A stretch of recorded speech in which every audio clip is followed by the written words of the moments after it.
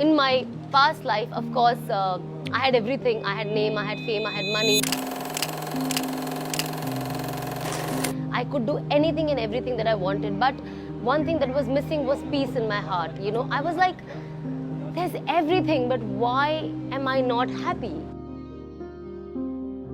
It was very tough, and there were days of depression. There were days of Allah's message that I could see through His signs. I always tell people that there was 2019. I still remember during Ramadan, I used to see grave in my dream. And I used to see a burning, blazing grave in my dream. And I used to see myself in that grave. I just didn't see the empty grave. I saw myself. And I was like, this is the sign that Allah is giving, that if I do not change, this is what my end is. And you know, that is something that got me little anxiety. And I still remember the changes that were happening. And one night, I used to listen to all the motivational Islamic speeches, And one night, I remember reading something which was so beautiful, that they said that when a man dies, his janaza is covered in 3 cloth. But when a woman dies, her janaza is covered in 5 cloth. And what was the moral of the story of that? It's like, because Allah doesn't like even a dead woman's body where people can see her shape. And also, even if you're dead, Allah covers your head, the women. And it was so beautifully written that you don't want your last day to be the first day of your hijab. And that is something that touched me so deep. Yes.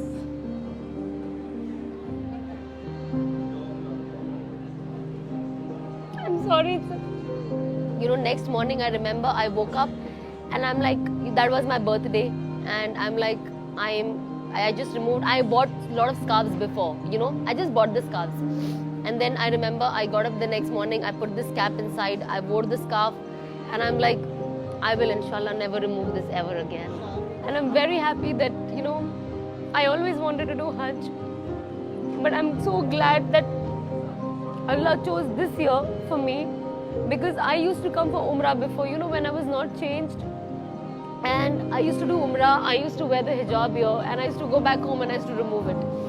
But, I always wanted to do Hajj, and I was just telling, my family yesterday that Allah chose such a right time for my Hajj that I've already changed. And Hajj is a huge change in your life. I might not get this opportunity again in my life, but I'm so happy that I came for Hajj when I changed. I know that now how I am, at least the way I look, I'm not going to go back and remove my abaya and throw it away.